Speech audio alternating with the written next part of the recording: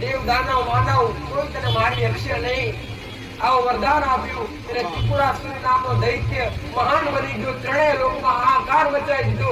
ત્યારે દેવલોક પર ચડાઈ કરી. ત્યારે દેવોનું કંઈ પણ ચાલ્યું નહીં. ત્યારે બધા જ દેવી દેવતાઓ મળી અને ભગવાન શિવની આરાધના કરી. અને એ શિવ ભોળાનાથે દેવ દિવાળીના આગળ દિવસ કાળી ચૌદસના દિવસે જ્યારે ત્રિપુરાસુર નામના દૈત્યનું જ્યારે પટેલ 7 દાડા સળંગ યુદ્ધ ચાલ્યું અને એકે હારે શિવજીએ એના ત્રિશૂળથી એના જડથી મસ્તક અલગ કરી નાખ્યું. અને બીજા દિવસે એ ઉત્સવમાં દેવોએ દિવાળી મનાવી.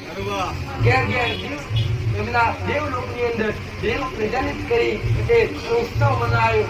કે આજ પર કાશીના ઘાટ પર આ દિવાળીનો દેવ દિવાળીનો મહામેળો ભરાય.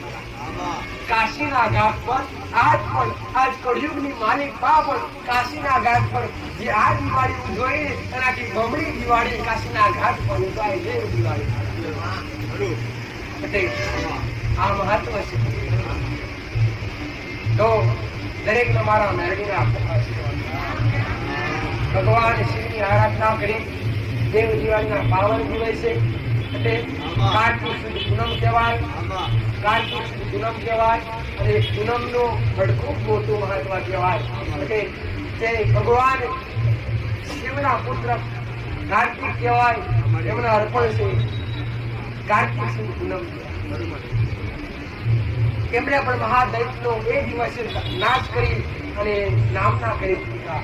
તો પ્રથમ એક જ ખાલી મારી તમને દરેકને એક જ પ્રાર્થના છે કે ખાલી તમે દરેક સૂર્યનારાયણ ભગવાનને જળ ચડાવતા હોય ને તો દિવાળીના દિવસે ચંદ્રદેવને જળ ચડાવવાનું ખાસ.